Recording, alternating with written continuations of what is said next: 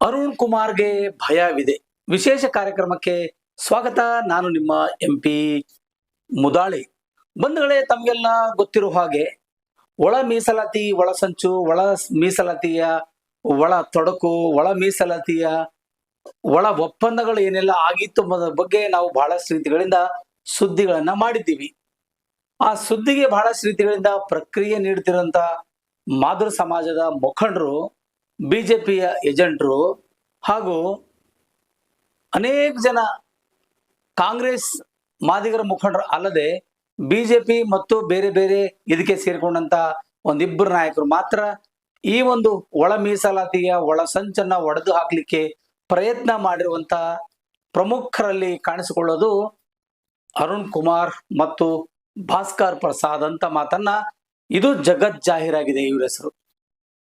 ಇಷ್ಟೊಂದೆಲ್ಲ ಒಳ ಮೀಸಲಾತಿ ಹಾಳಾಗ್ಲಿಕ್ಕೆ ಪ್ರಮುಖ ಕಾರಣವೇ ಈ ಇಬ್ರು ಜನ. ಈ ಇಬ್ರು ಜನದಿಂದ ಇವತ್ತು ಈ ರೀತಿಗೆ ಬಂದು ತಲುಪಿದೆ ಅಂತಕ್ಕಂಥ ಮಾತು ಒಂದು ಕಡೆ ಮಾದಿಗ ಸಮಾಜದ ಮುಖಂಡರು ಹೇಳ್ತಾ ಇದ್ದಾರೆ, ಇನ್ನೊಂದು ಕಡೆಯಿಂದ ಅನೇಕ ಜನ ಮಾದಿಗರು ಕೂಡ ಇವರ ಬಗ್ಗೆ ಅಸಮಾಧಾನವನ್ನ ವ್ಯಕ್ತಪಡಿಸ್ತಾರೆ. ಅದು ನೇರವಾಗಿ ವ್ಯಕ್ತಪಡಿಸ್ತಾರೆ. ಯಾಕೆ ವಿಷಯನೇ ಗೊತ್ತು ನಿಮ್ಮ ಮುಂದೆ ಹೊತ್ತುಕೊಂಡು ಬಂದಿದೆ ಅಂದ್ರೆ, ಇವತ್ತಿನ ವಿಷಯ ಏನಪ್ಪಾ ಅಂತಂದ್ರೆ ಅರುಣ್ ಕುಮಾರ್ಗೆ ಭಯವಿದೆ. ಯಾಕೆ ಈ ಒಂದು ಟೈಟಲ್ ಇಟ್ಟಿದೀವಿ ಅಂತ ನೀವು ಆಲೋಚನೆ ಮಾಡಿದ್ರೆ ನೀವು ನಿಜಕ್ಕೂ ಸಹ ಅರ್ಥ ನಿಮ್ಗೆ ಆಗ್ಲೇಬೇಕು. ಎಲ್ಲ ಒಂದ್ ಕಡೆಯಿಂದ ಅರುಣ್ ಕುಮಾರ್ ವಕೀಲ್ ಸಾಬ್ಗೆ ಒಂದಿಷ್ಟು ಭಯ ಇದೆ. ಏನಪ್ಪಾ ಭಯ ಇದೆ ಅಂದ್ರೆ, ಒಳ ಮೀಸಲಾತಿಯ ಒಳ ವರ್ಮ, ಒಳ ಮೀಸಲಾತಿಯ ಒಳ ಸಂಚು, ಒಳ ಮೀಸಲಾತಿಗೆ ಒಂದು ಬೆಂಕಿ ಹಚ್ಚುವಂತ ಕೆಲಸ ಯಾರೆಲ್ಲ ಮಾಡಿದ್ದಾರೆ ಅನ್ನೋದು ಕೂಡ ಇವತ್ತು ಕೂಡ ಎಲ್ಲರಿಗೂ ಗೊತ್ತಿರುವಂತ ಮಾತಾಗಿದೆ. ಆದರೆ ಇವತ್ತಿನ ತನಕವೂ ಕೂಡ ಒಳ ಮೀಸಲಾತಿ ಜಾರಿಯಾಗಿ 1.5 ತಿಂಗಳಾಯ್ತು.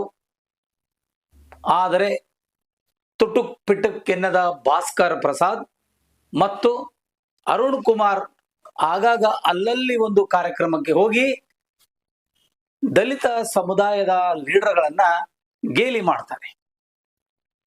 ಯಾರನ್ನ ಗೇಲಿ ಮಾಡ್ತಾರೆ ನಿಮ್ಗೆಲ್ಲ ಹಿಂದಿನ ವಿಡಿಯೋದಲ್ಲಿ ತೋರಿಸಿದೀವಿ. ಏನಪ್ಪಾ ತೋರಿಸಿದೀವಿ ಅಂದ್ರೆ, ಇವ್ರನ್ನ ಕಂಡ್ರೆ ಭಯ ಇವರಿಗೆ, ಇವರ ಕನಸಲ್ಲೂ ಮನಸ್ಸಲ್ಲೂ ಇವರೇ ಅಂತಕ್ಕಂಥ ಶೀರ್ಷಿಕೆ ಅಡಿಯಲ್ಲಿ ನಾವು ಸುದ್ದಿಗಳನ್ನ ಮಾಡಿದೀವಿ.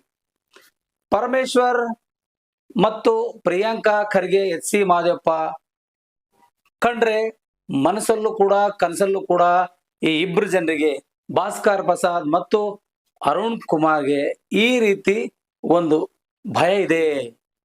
ಯಾಕೆ ಭಯವಿದೆ ಅನ್ನೋದನ್ನ ನಾವ್ಯಾರು ಹೇಳಲ್ಲ, ನೇರವಾಗಿ ಅವರೇ ಹೇಳ್ಕೊಳ್ತಾರೆ.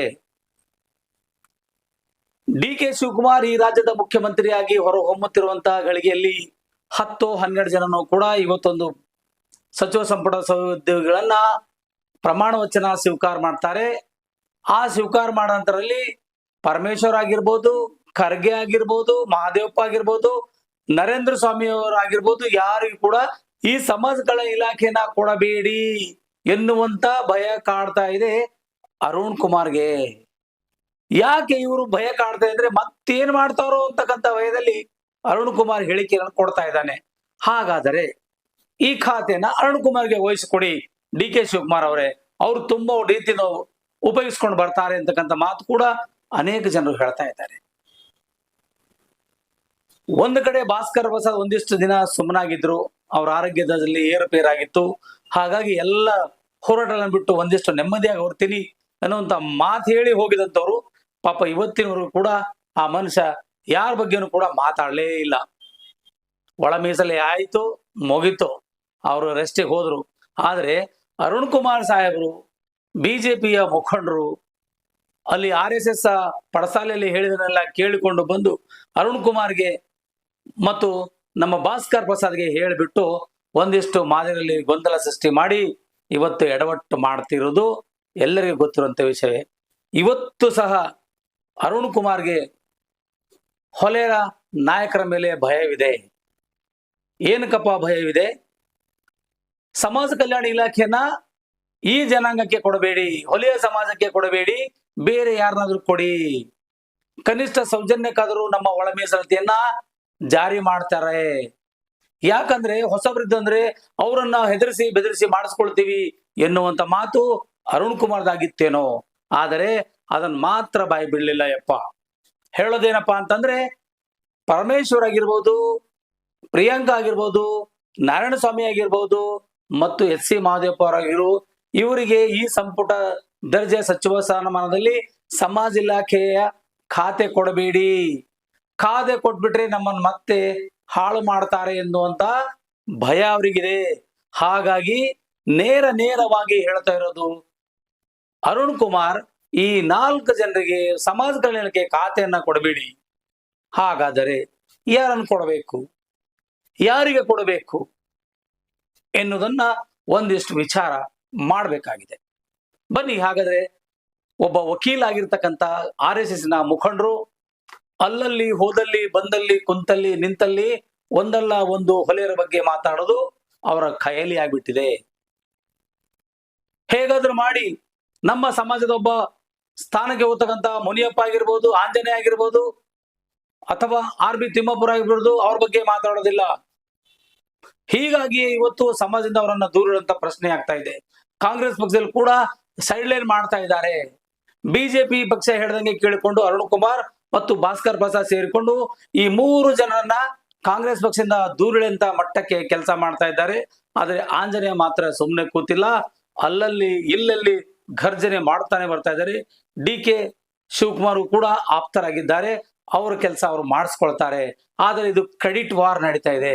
ನಾನು ಮಾಡಿಸಿನಿ ಅಂತೇಳಿ ಭಾಸ್ಕರ್ ಪ್ರಸಾದ್ ಹೇಳ್ಕೊಂಡ್ರೆ, ನಾನು ಮಾಡಿಸಿನಿ ಅಂತ ಅರುಣ್ ಕುಮಾರ್ ಹೇಳ್ಕೊತಾರೆ.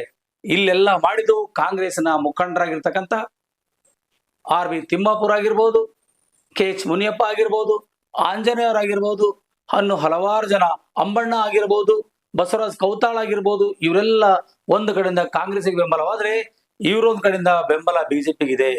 ಹೀಗಾಗಿ ಅರುಣ್ ಕುಮಾರ್ಗೆ ತಮ್ಮದೇ ಅಂತ ರೀತಿಯಲ್ಲಿ ಒಂದಿಷ್ಟು ಅನೇಕ ರೀತಿಯ ಮಾತುಗಳನ್ನು ಕೂಡ ಹೇಳಿದ್ದಾರೆ, ವಾರ್ನಿಂಗ್ ಸಹ ಕೊಟ್ಟಿದ್ದಾರೆ, ವೇದಿಕೆ ಮೇಲೆ ಅವರನ್ನ ಅಲ್ಲಗಳೆದಿದ್ದಾರೆ. ಅವ್ರ ಬಗ್ಗೆ ವಿಷಯ ಬಂದಾಗ ಪ್ರತಿಭಟನೆ ಮಾಡಿದ ಕೂಡ ಸಾಕ್ಷ್ಯ ಇದೆ ನಿಮ್ಮ ಮುಂದೆ. ಹಾಗಾದರೆ ಅರುಣ್ ಕುಮಾರ್ ಸಾಹೇಬರು ಏನ್ ಹೇಳಿದ್ದಾರೆ ಎಂಬುದನ್ನ ನಿಮಗೆ ನಾವು ತೋರಿಸ್ತೀವಿ ನಾರಂಜ ಎಕ್ಸ್ಪ್ರೆಸ್ ಸುದ್ದಿ ವಾಹಿನಿಯಲ್ಲಿ. ಬಂಧುಗಳೇ, ಯಾರೆಲ್ಲ ಈ ಸುದ್ದಿ ನೋಡ್ತಾ ಇದ್ರು ದಯವಿಟ್ಟು ಸಬ್ಸ್ಕ್ರೈಬ್ ಮಾಡ್ಕೊಳ್ಳಿ, ಲೈಕ್ ಮಾಡಿ, ಶೇರ್ ಮಾಡಿ, ಕಮೆಂಟ್ಸ್ ಮಾಡ್ರಿ. ನಿಮ್ಮ ಅನಿಸಿಕೆ ಅಭಿಪ್ರಾಯಗಳು ಏನಾದ್ರೆ ಬರೆದು ತಿಳಿಸ್ರಿ. ಯಾಕಂದ್ರೆ ಮುಂದಿನ ಸುದ್ದಿ ಮಾಡ್ಲಿಕ್ಕೆ ಬಹಳಷ್ಟು ಉಪಕಾರಿಯಾಗುತ್ತೆ ಎನ್ನುವುದನ್ನ ಮರೆಯಬೇಡಿ. ಬಂಧುಗಳೇ, ನಮಸ್ಕಾರ. ಮತ್ತೆ ಬರ್ತೀನಿ ಮುಂದಿನ ಸುದ್ದಿಗಾಗಿ. ನಾನು ನಿಮ್ಮ MP ಮುದಹಳ್ಳಿ. ಹಾಗಾಗಿ ಇವತ್ತು ನಿಮ್ಮೆಲ್ಲರ ಸಮ್ಮುಖದಲ್ಲಿ ಒಂದು ಆಗ್ರಹನ ಈ ರಾಜ್ಯ ಸರ್ಕಾರಕ್ಕೆ ಮಾಡ್ತೀವಿ ನಾವು. ಇಲ್ಲಿವರೆಗೂ ಸಮಾಜ ಕಲ್ಯಾಣ ಇಲಾಖೆಗೆ ಪರಿಶಿಷ್ಟ ಜಾತಿಯ ಮಿನಿಸ್ಟರ್ನ ಮಾಡ್ತಾ ಇದ್ದೀರಿ ನೀವು. ಕಲ್ಯಾಣ ಇಲಾಖೆಗೆ ಪರಿಶಿಷ್ಟ ಜಾತಿಯ ಮಿನಿಸ್ಟರ್ನ ಮಾಡ್ತಾ ಇದ್ದೀರಿ ನೀವು. ಕಲ್ಯಾಣ ಇಲಾಖೆಗೆ ಪರಿಶಿಷ್ಟ ಜಾತಿಯ ಮಿನಿಸ್ಟರ್ನ ಮಾಡ್ತಾ ಇದ್ದೀರಿ ನೀವು. ಈ ಒಳ ಮೀಸಲಾತಿ ಸಮಸ್ಯೆ ಬಗೆಹರಿಯ ತನಕ ಪರಿಜಾತಿಯ ವ್ಯಕ್ತಿನ ಈ ಸಮಾಜ ಕಲ್ಯಾಣ ಇಲಾಖೆಗೆ ಮಿನಿಸ್ಟರ್ ಮಾಡಬಾರದು. ಜಾತಿಯ ವ್ಯಕ್ತಿನ ಈ ಸಮಾಜ ಕಲ್ಯಾಣ ಇಲಾಖೆಗೆ ಮಿನಿಸ್ಟರ್ ಮಾಡಬಾರದು. ಸರಿಯಾ ತಪ್ಪ? ಒಲೆಯರಾದ್ರೆ ಅವ್ರ ಕಡೆ ಮಾಡ್ಕೊತಾರೆ, ಗೋವಿಲಂ ಮಾಡಿದವರು ಅವ್ರ ಕಡೆ ಮಾತಾಡ್ತಾರೆ. ಮಾದಿಗರು ಮಾಡಿಲ್ಲ ಬಿಡಿ, ಮಾದಿಗರು ತಾಯಿ ಹೃದಯದವರು. ಇಲ್ಲಿವರೆಗೂ ನಾವೇನು ಬೇರೆಯವ್ರಿಗೆ ಮಾಡಿದೀವಿ ಹೊರತು ನಮಗೆ ದೋಚ್ಕೊಂಡು ಬೇರೆಯವ್ರಿಗೆ ಮೋಸ ಮಾಡೋದಿಲ್ಲ. ಆದ್ರೂ ಸಹ ಈ ಸರ್ಕಾರ DK ಶಿವಕುಮಾರ್ ಅವರು CM ಆಗ್ತಾ ಇದ್ದಾರೆ. ವೆಡ್ನೆಸ್ಡೇ ಬುಧವಾರ DK ಶಿವಕುಮಾರ್ ಅವರಿಗೆ ಈ ವೇದಿಕೆ ಮುಖೇನ ಮನವಿ ಮಾಡ್ತೀವಿ, ಸಮಾಜ ಕಲ್ಯಾಣ ಇಲಾಖೆಗೆ ಒಬ್ಬ ನ್ಯೂಟ್ರಲ್ ವ್ಯಕ್ತಿನ ಮಿನಿಸ್ಟರ್ ಮಾಡಿ. ಒಳ ಮೀಸಲಾತಿ ಎಲ್ಲ ಕಷ್ಟಗಳು, ಸುಳಿವಿಗಳು, ಕಾನೂನು ಅಡಕು ತೊಡಕುಗಳು ಬಗೆಹರಿದ ನಂತರ ಮತ್ತೆ ಪರಿಶಿಷ್ಟರಿಗೆ ಅದನ್ನ ಜೋಡಿಸವ್ರಿ. ಯಾವ್ದಾದ್ರು ಒಂದು ಜಾತಿನಲ್ಲಿ, ಯಾಕೆಂದ್ರೆ ನೋಡ್ತಾ ಇದೀವಿ ನಾವು ಯಾರು ಮಿನಿಸ್ಟರ್ ಪಟ್ಟಿನಲ್ಲಿ ಇದ್ದಾರೆ ಅಂತ. ಆ ವಲಯ ಸಮಾಜದವರು ಕೊಟ್ರೆ ಮಾದೇವಪ್ಪನವರು ಒಂದು ಮುಖ ನಾಣ್ಯ ತೋದ್ರೆ ಬರೋರು ಇನ್ನೊಂದು ಮುಖ ಆಗೋಯ್ತಾರೆ. ಸೊ ಹಾಗಾಗಿ ನ್ಯೂಟ್ರಲ್ ಪರಿಷ್ಠ ಜಾತಿಗೆ ಸಂಬಂಧಪಟ್ಟ ಇಲ್ಲದಂತ ವ್ಯಕ್ತಿನ ಸಮಾಜ ಕಲ್ಯಾಣ ಇಲಾಖೆ ಸಚಿವರಾಗಿ ಮಾಡಬೇಕು. ಇಲ್ಲ ಅಂತ ಅಂದ್ರೆ DK ಶಿವಕುಮಾರ್ ಅವರಿಗೆ ಗೌರವಪೂರ್ವಕವಾಗಿ ಈ ವೇದಿಕೆ ಮುಖೇನ ಮನವಿ ಮಾಡ್ತಾ ಇದ್ದೀವಿ. ಮುಂದೆ ಅವ್ರ ವಿರುದ್ಧನೂ ಉಗ್ರವಾದ ಹೋರಾಟ ಮಾಡ್ತೀವಿ. ಈ ನಮ್ಮ ಮಾದಿಗ ಸಮಾಜದ ಹಿತ ಕಾಯಲಿಲ್ಲ ಅಂದ್ರೆ ಅಂತ